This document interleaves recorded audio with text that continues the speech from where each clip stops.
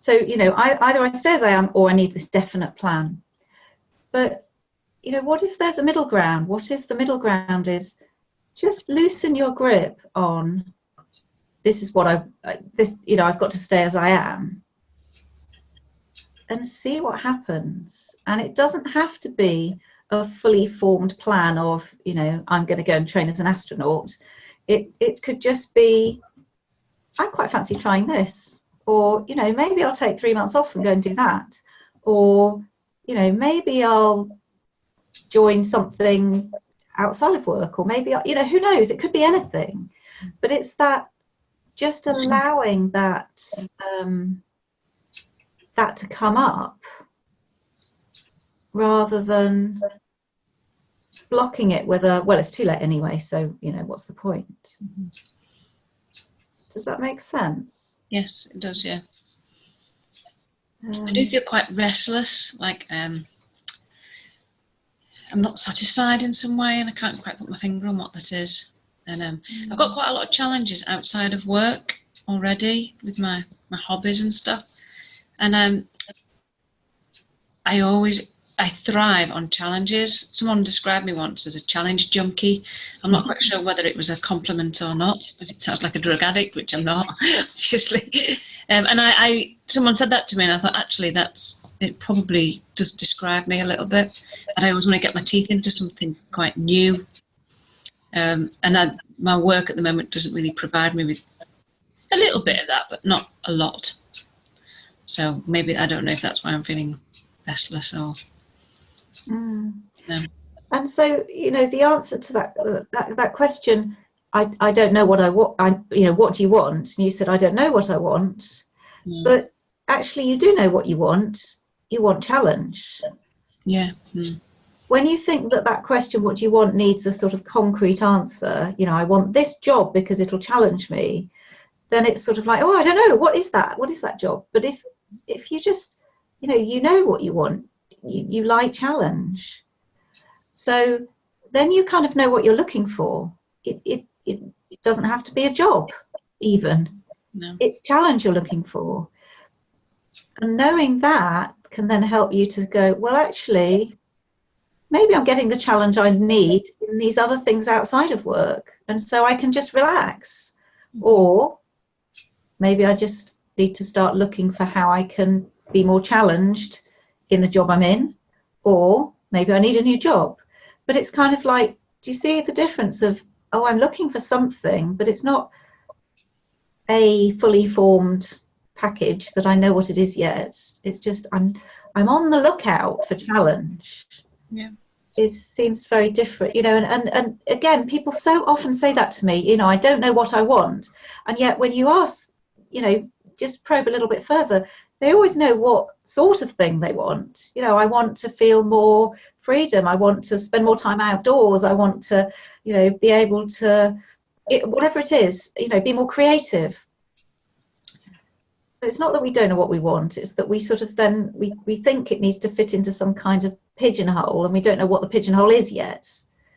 But, if you know the texture of the thing you're looking for, then you can look for it. But you're not looking for the wrong thing. You're not looking for a job. It may not be a different job that's the thing. It's a challenge that you're looking for in some form, and who knows what form that might show up in. Mm-hmm. That makes sense. Yeah. So, and certainly the sort of I'm too old to start something new comes from the it's a job kind of camp, doesn't it? Yeah. But you're never too old to start something new. I mean, my mum's 81 and she's just started going to a pottery class. It's not a money earning job, but it's something new. Yeah. So, good for her. It's not like she's going to be a potter or, do anything useful with it, except it's just what she wanted to do. Yeah. Yeah. So would anyone else like to share any other stories? Or Julia, do you want to come back to what we were talking about before? Or where shall we go next? Or Claire? Yeah, I suppose when I say about, I think I'm probably not feeling fulfilled, but I'm very much thinking, what is the next job? So that's quite useful, just to think, it's never I'm not fulfilled. But I think, as I said to you, I'm going to go on these archaeology courses next in January. So maybe that'd be something that I kind of think I'm putting out feelers to try different things.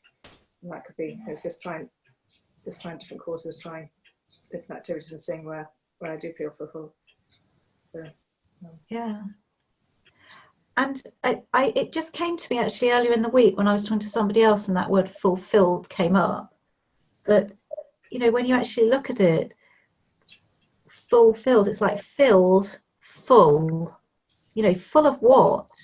yeah. And it just struck me that it was that kind of, you know, when we feel fulfilled, it's because we're kind of full of life. We're just totally engaged with what we're doing and feeling that kind of, you know, I'm in this, I'm in the moment. Whereas a lot of the time we're going, you know, what next? Or, you know, why aren't I doing what I want to be doing? Or, you know, what are we having for tea? Or what happened before, and what, you know, why did I let that happen? Or why did I mess that up? Or, you know, whatever it is. And we're not kind of engaged with what we're doing. And we think fulfillment is about, you know, there's something out there in the future where when I've ticked all the boxes, then I'll be fulfilled. But actually, I think it's available to us at any time when we kind of slow down enough to just do what we're doing. So, you know, your archaeology course is, you know, it may well be the route to something else. But while you're doing it, it's the archaeology course.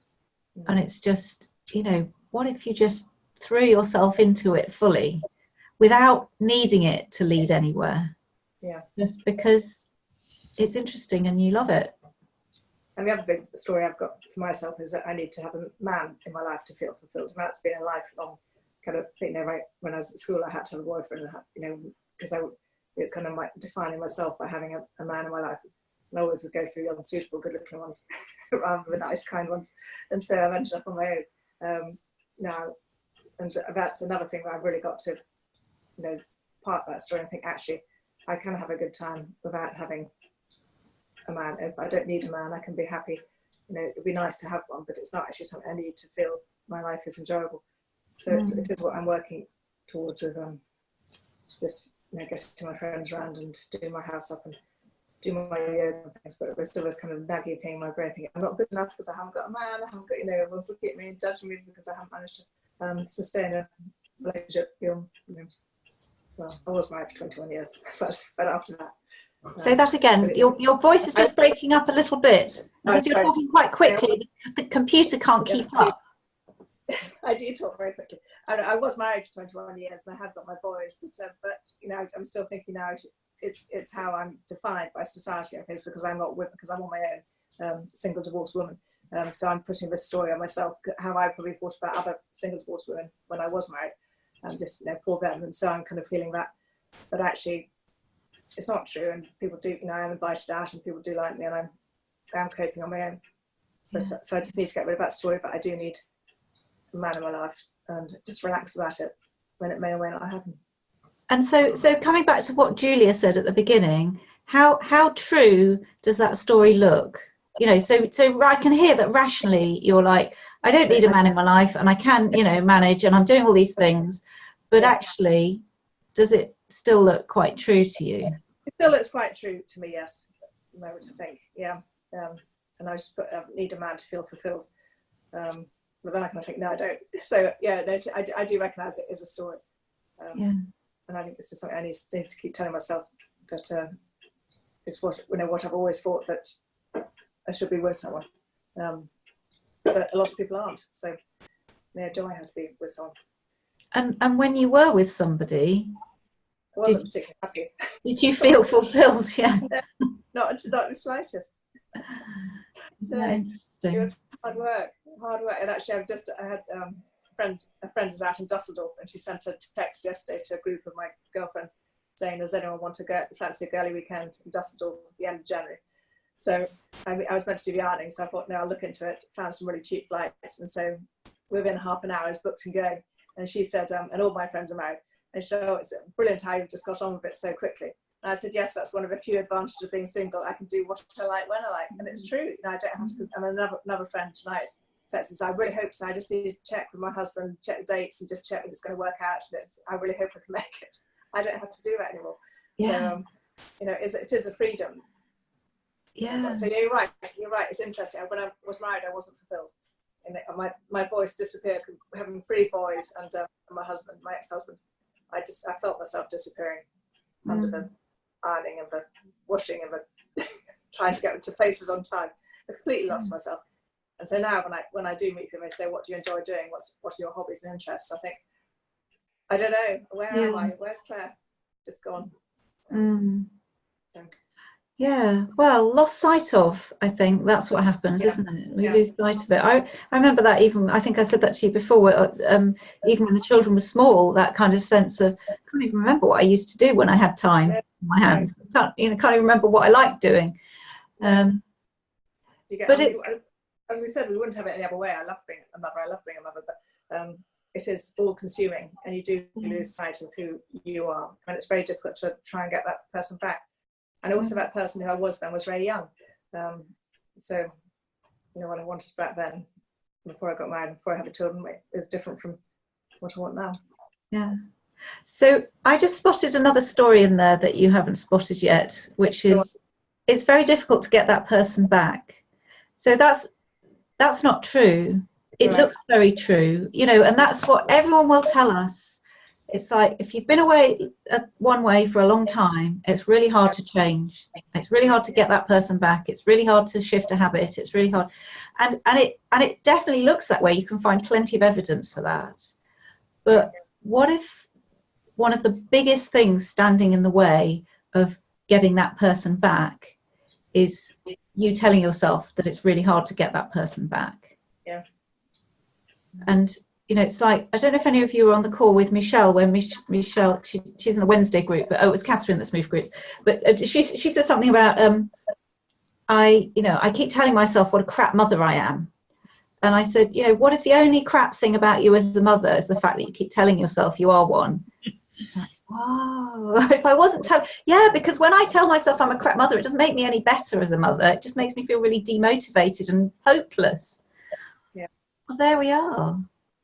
You know, what if it's really hard to get back who I was? You know, is that even a thing, getting back who you were? You know, it probably wasn't. You know, it wasn't. And I was just looking for a man. I wanted to be a wife and a mother, so actually I've done that. But maybe you don't want to be back there anyway. And even you know, it's you know, a couple of decades later, it's different. You're different. What you want is to be in touch with who you really are. There's nothing about getting back. It's just, oh, somehow I've lost touch with what I really want and who I am. Yeah. But it's still there. It's never gone away. It's just like the connection got kind of a bit furred up over the years with laundry and stuff. And but you know, the moment you realize that it's still there, you're connected. You know, you see it again, because it's not that you're not connected, it's just that it's almost like you're not looking for it. Well, obviously I've forgotten who I am. Well, no, I've just lost touch with it, but let's just take a look. Oh, it's there. Oh, that's it. That's what you know, and it's you know, it reminds me a bit of what Helen was saying about not knowing what you want.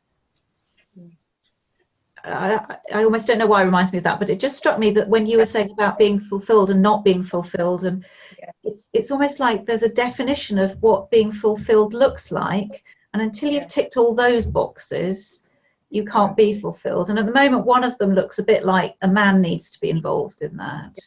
Yeah. But what you just said about, you know, booking a trip to Dusseldorf, it's like, you know, there you were, stop the ironing, just get going on the Googling the flight to whatever, and here I am. Oh, and I'm all booked, and isn't that great? You know, how much more fulfilled than that do you want to be? No, exactly. It was great, and I've got something really good to look forward to in the new year. So great. Yeah. It's, you know, the simplicity of just, hey, I've just done this great thing. Oh, but I'm not fulfilled yet, because that's this thing in the future that I've got to get to. Yeah. And you know, it's like, it's the thing we were saying, Helen, about the sort of fully formed fulfillment thing that needs to come all at once in a package. Yeah. And that's why we pin it on things like having a man, or having a better job, or having more money is a very common one, because it's sort of really easy to sort of judge, have I got it or haven't I? Usually the answer's no, and then I can justifiably continue being miserable. Yeah.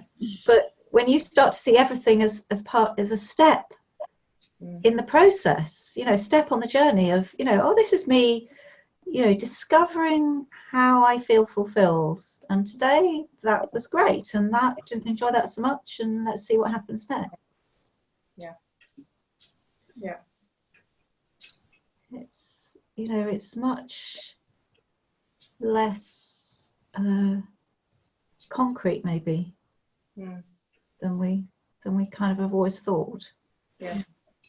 But if we're only ever looking for concrete, it's nothing else quite looks good enough. No. No.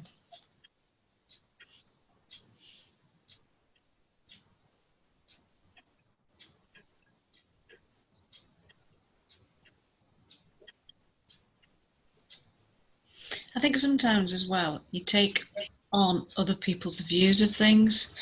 I'm engaged to someone that I've been with for, I've got 3 boys as well, and I've done a lot of ironing and washing over the years.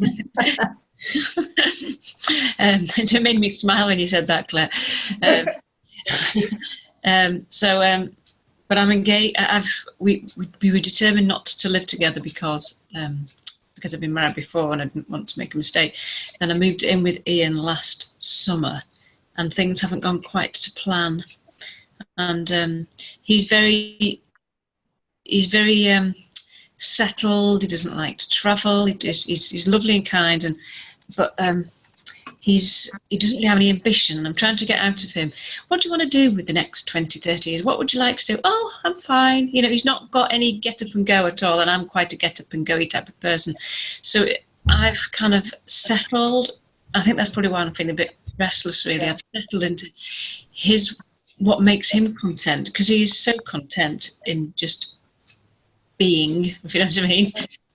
It's great that he is. I mean, that's fantastic that he is able to be. It's great that he's done that, but it's boring as well. and he's not boring, but it is boring.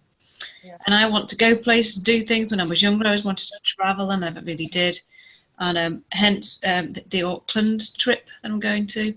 And I was talking to my brother on the phone, who lives out there, and he said, "Sis, just come." And then Ian, my other half, just said, "Oh yeah, go, it'll be lovely, lovely. You just go. I'll have a barbecue with all the guys at New Year, and we'll do something." And he's not bothered. So you're going on your own? Pardon? You're going on your own? I'm going on my own. Yeah. And so are you bothered that you're going on your own? No, I'm really quite looking forward to it. Because, I'm looking forward to it, to spend time with my brother, really, and my sister-in-law. I get on very well. And it bothers me, the fact that I'd much rather go with Ian. If I was going to do things, I want to do some things with someone else rather than on my own. It's almost like I'm living a single life, but living with him. So I've decided to just do things anyway and invite him. If he doesn't want to come, just go. And then that's made me think, well, are we compatible? Are we not compatible? And all this kind of churning.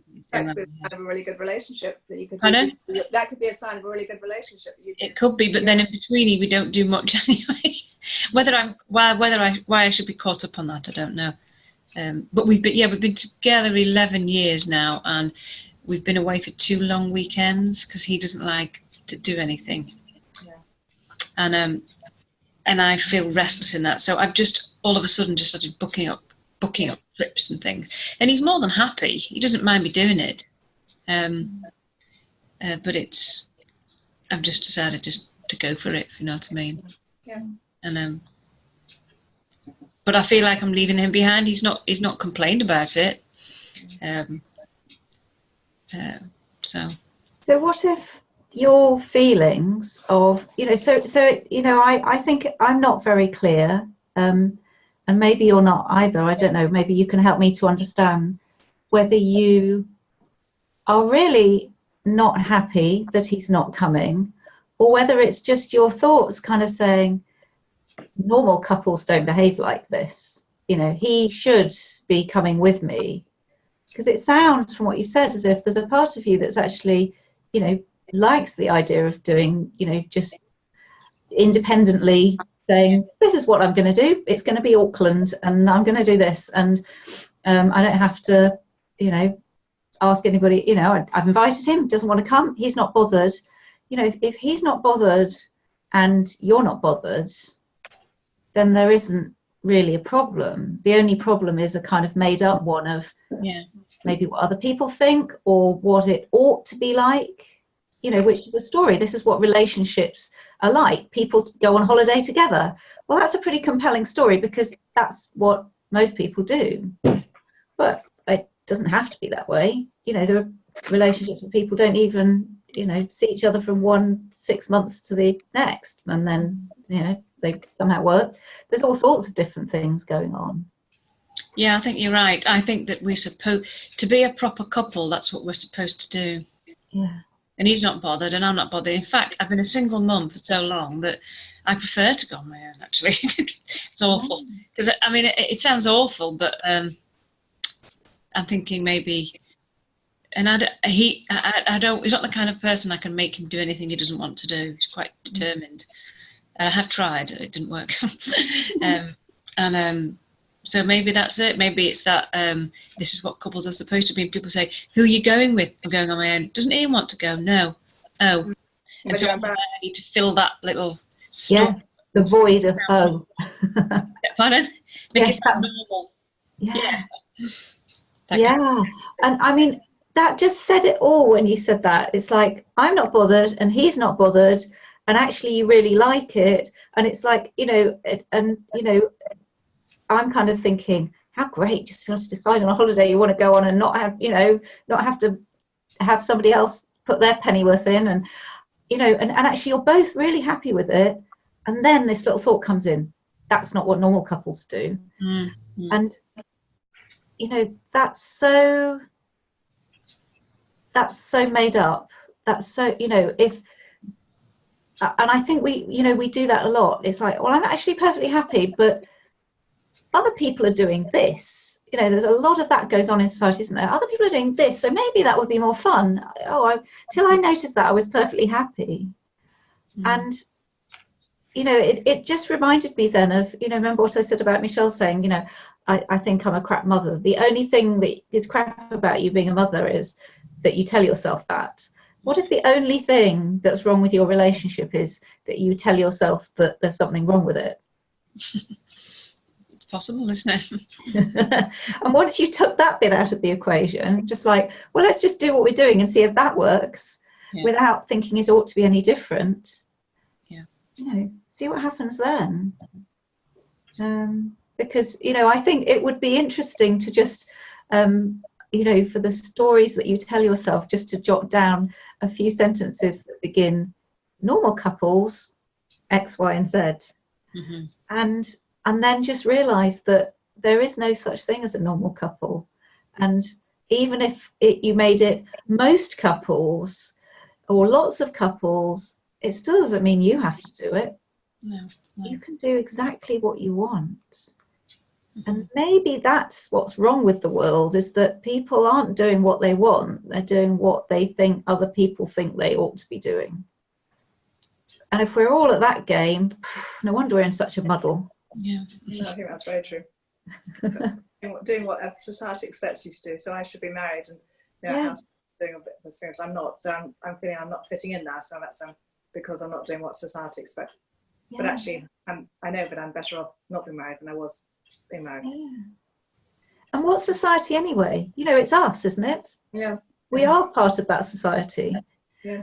And, you know, what if everyone's looking out there and going, oh, but everyone else thinks that, but they probably don't, because we've guessed that anyway. Then I was just watching a little video that my daughter sent me on Facebook about Martin Lewis, the money supermarket guy, talking about Christmas presents, and, you know, this ridiculous thing of how everybody feels like they've got to give everybody a Christmas present, and then everybody's got to give one back, and it all just gets totally ridiculous, and lots of people can't even really afford it, and you end up spending all this money on tat. And and he was in front of a sort of studio audience, and they were all kind of applauding, and he said, look at that. So you might think, oh, I've got to buy this present because other people think what this, but I've got a whole studio full of people who have heard what I said and are on board with it. Well, but if nobody will say, let's not exchange presents this year because they think everyone else disagrees with them, then then they go, oh, well, that's society.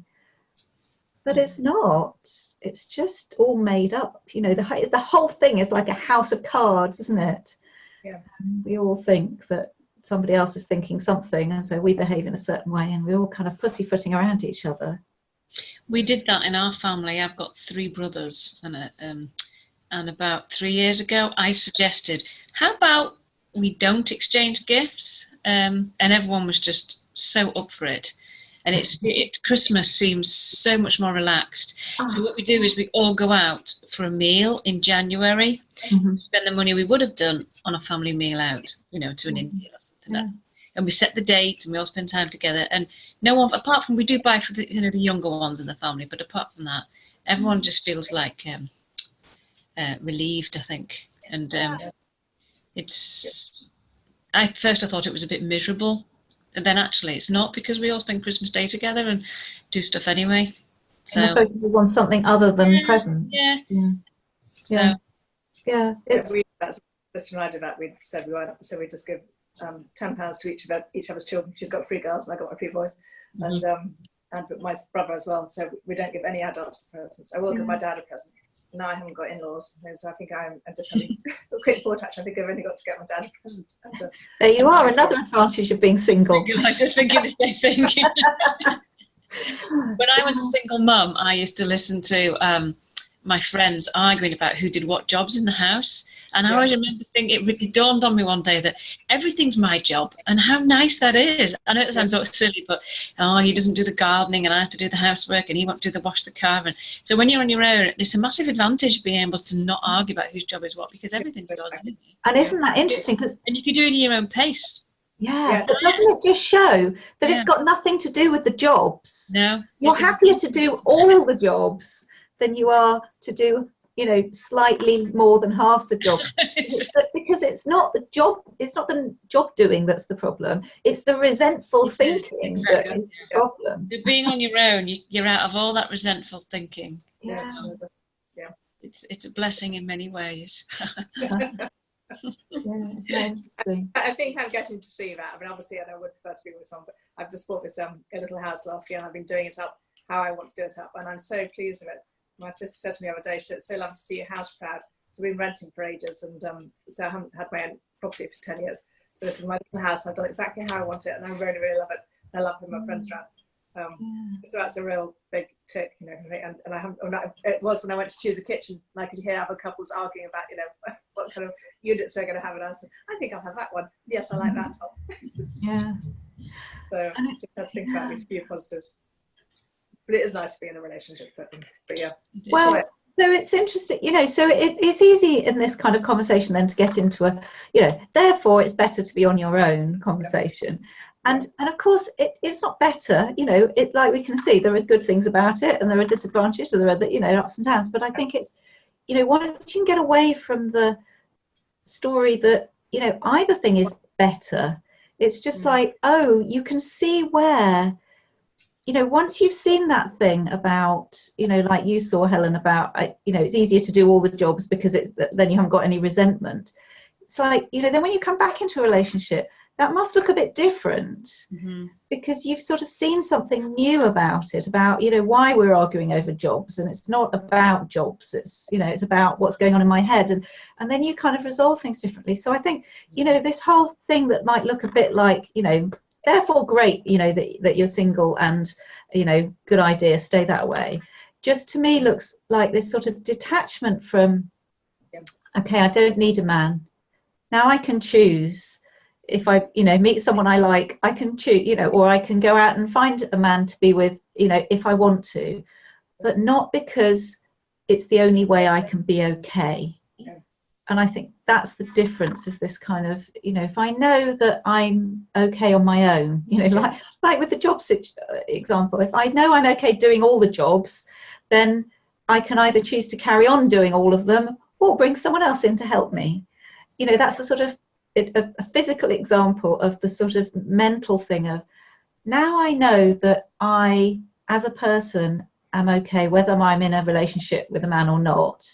Now I can choose what I want rather than, oh, there's a man, quick, you know, do whatever it takes. Yeah, exactly. Because you're the first available one. And it, you know, it just gives you that, you know, real choice, I think, to do things because they're what you want, rather than because you feel needy in some way for them. Yeah. Yeah. Mm.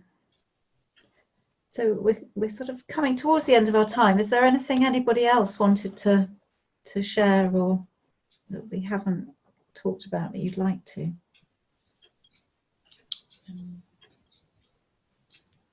Julia, I feel that you've been quiet, which is absolutely fine if you're happy to be quiet. I just don't want you to feel you've missed out. That's because I'm introverted and shy. She's okay. That's true. Yeah. It's interesting what you're saying, because I'm single as well, Claire. I've been single for over 3.5 years, and I'm just starting to think about maybe that I'd like to be in a relationship again. And I'm also thinking about things around the house. Obviously, I do all of it. Well, I try to do all of it, but I'm actually just getting to the point of thinking I need to find a kind of buy-in, a husband type character to do some of those jobs.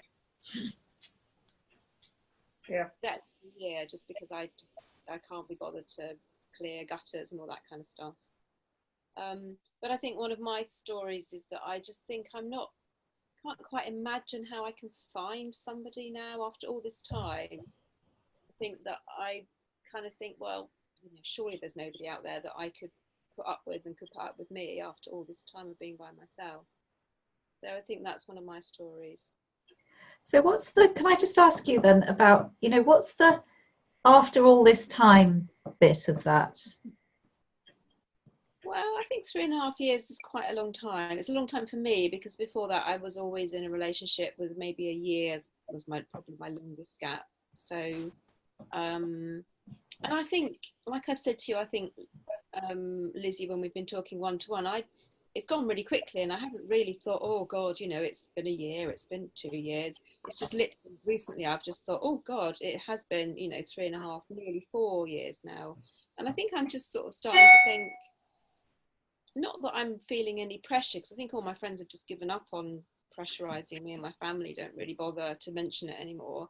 But I think it's just, I'm just starting to genuinely feel that I'd like to have someone else around, not all the time, but some of the time. So I don't know, does that answer your question? Well, I can't quite match those two things. If you genuinely feel that you'd like to have someone around, why does the extra 2.5 years of gap make a difference?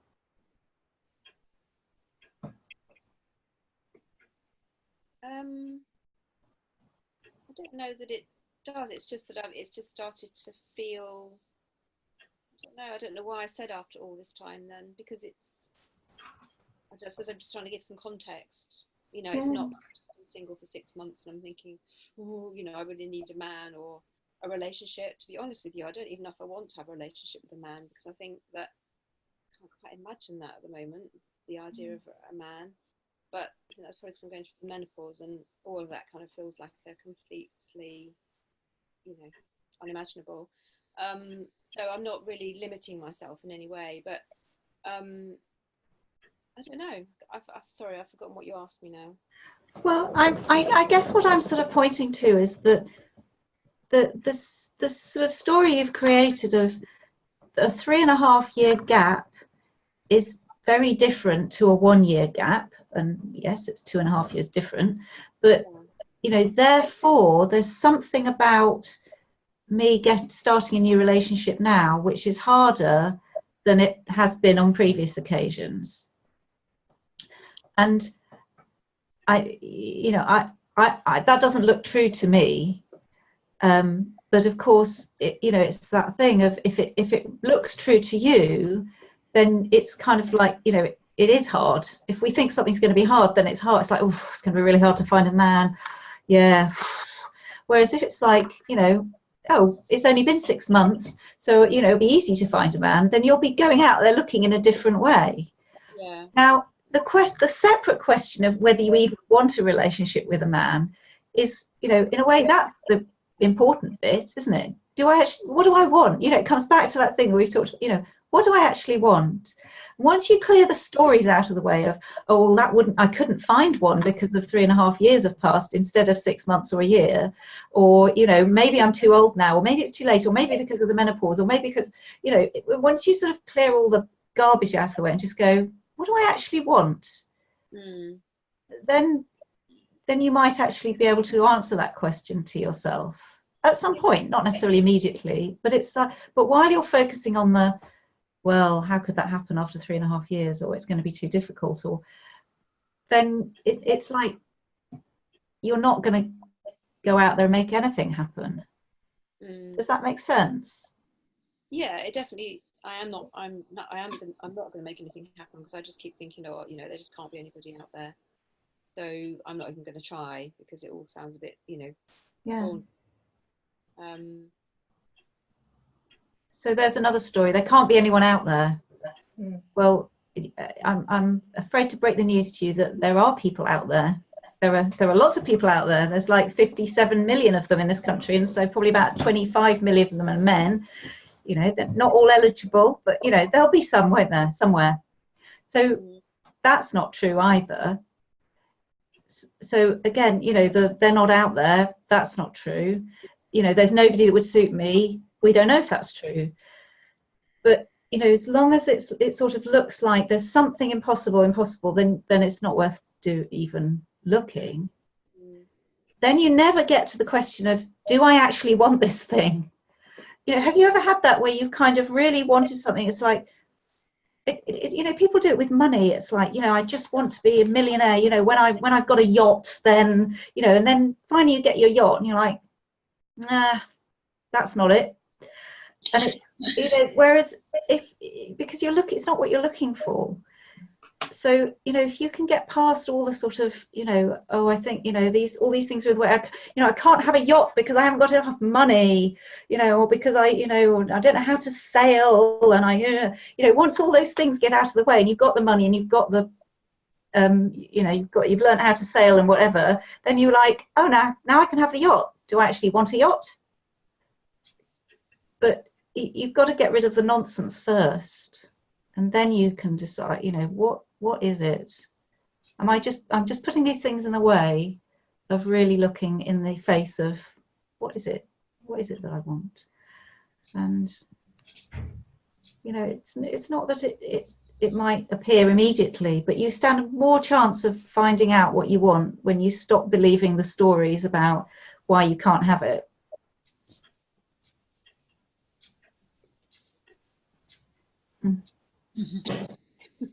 So, well, let's leave it there for this week, and I will see you in a couple of weeks.